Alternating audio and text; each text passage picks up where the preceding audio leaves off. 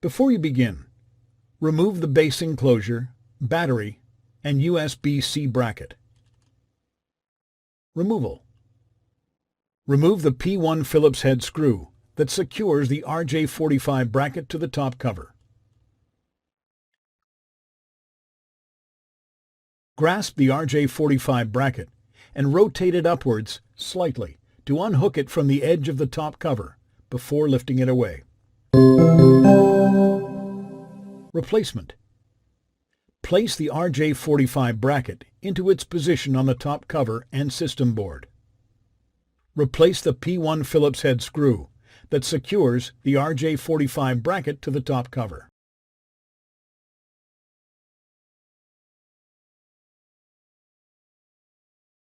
Thanks for watching. Please click subscribe for more videos and weekly updates.